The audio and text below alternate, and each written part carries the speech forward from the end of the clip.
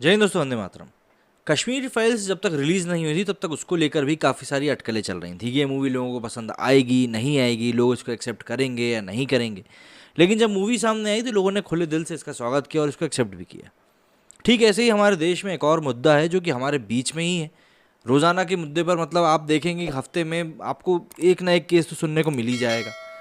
हमने यहाँ पर बात कर रहे हैं लव जिहाद के बारे में। लव जिहाद एक ऐसा मुद्दा है जो कि पिछले कुछ सालों में काफ़ी ज़्यादा उभर कर सामने आया है और इसके थ्रू क्या कुछ होता है ये मुझे आपको समझाने की ज़रूरत नहीं है।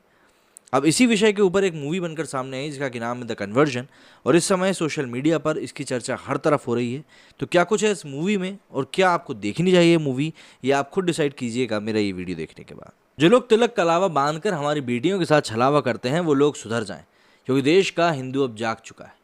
फिल्म द कन्वर्जन का ये डायलॉग उसकी पूरी कहानी बताता है। साफ पता चलता है कि फिल्म लव जिहाद जैसे संवेदनशील और ज्वलंत मुद्दे पर आधारित है। लेकिन फिल्म का फिल्मांकन जिस तरह से किया गया है वो उसे ए ग्रेड की फिल्मों में तो बिल्कुल भी शामिल नहीं करता, बल्कि बी ग्रेड फिल्मों की झलक दिखती है। हालांकि सड़क से लेकर सोशल मीडिया तक जिस तरह से इस पर चर्चा चल रही है, कुछ लोग इसे विवेक अग्निहोत्री की फिल्म द कश्मीर फाइल से तुलना करने लगे हैं।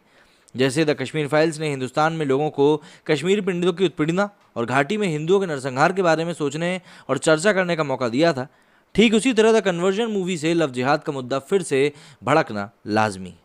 आरोप लगता रहा है कि हिंदू लड़कियों को बहला फुसलाकर उनसे शादी करने का खेल मुस्लिम युवक संगठित रूप से करते हैं और शादी के बाद उन पर इस्लाम कबूल करने का दबाव बनाया जाता है।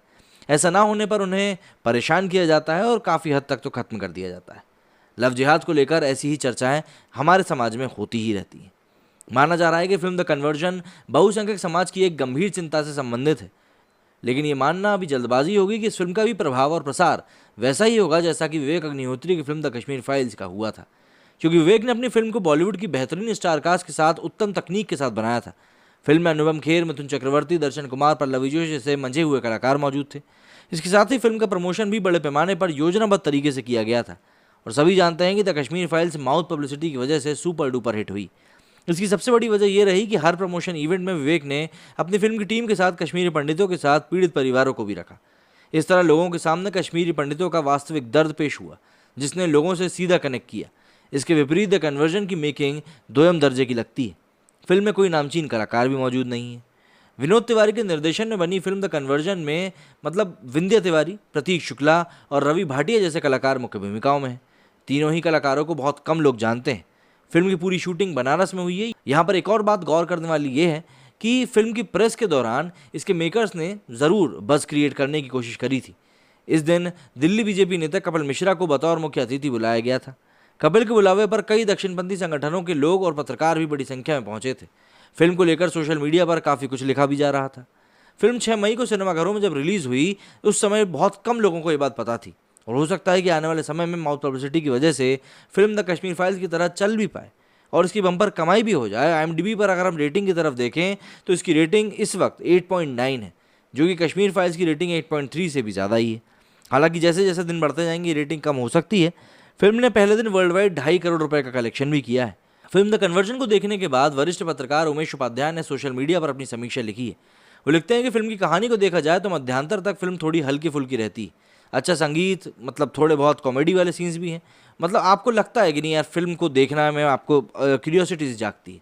लेकिन उसके बाद जो हम वाराणसी के घाट, कैंपस की बिंदास जिंदगी और एक संस्कारवादी हिंदू माता पिता तथा उनकी मॉडर्न बेटी के बीच के टकराव का अच्छा चित्रण यहाँ पर देखने को मिलता है। कहानी लिखी है वंदना तिवारी ने। फिल्म ये बताने में सफल रही है कि लव जिहाद अब हिंदुवादियों की एक राजनीतिक फैंटेसी मात्र नहीं बल्कि एक सच्चाई है, जिसे समाज को लगातार दो चार होना पड़ रहा है। यूँ तो प्यार और जिहाद दो कभी न मिलने वाले अलग अलग किनारे जैसे लगते हैं, मगर मजहबी कट्टरता कई बार आदमी को इंसान बने नहीं रहने देती। धर्मांधता में अपने मजहब के विस्तार के लिए कैसे प्रेम जैसे पवित्र भावना का दुरुपयोग हो सकता है, फिल्म इसे गहनता के साथ उकेरती है। फिल्म के डायलॉग और बेहतर हो सकते थे, ये एक चीज़ मानी जा सकती है। फिल्म द कन्वर्जन का सबसे बड़ा सशक्त पक्ष ये है कि हीरोइन का पात्र निभाने वाली अभिनेत्री का अभिनय। मुझे नहीं मालूम कि अभिनेत्री विंध्या तिवारी ने इससे पहले कौन सी फिल्म की है, मगर उन्होंने क्या तो एक्टिंग करी है। इस अभिनेत्री ने बहुत अच्छे से इस किरदार को जिया है।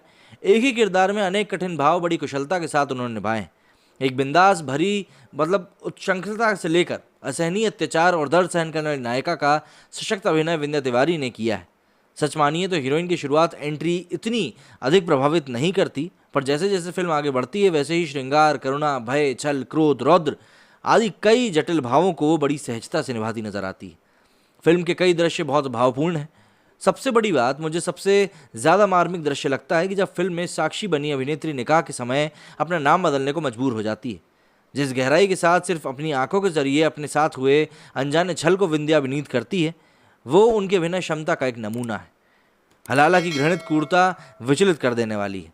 निर्देशक की यहाँ पर दाद देनी पड़ेगी कि वो इस दौरान आम मुंबई फिल्मों की तरह सेक्स दिखाने के लालच से बचे रहे। आप अपनी जवान होती बेटी के साथ फिल्म को देखने में असहज महसूस नहीं होंगे।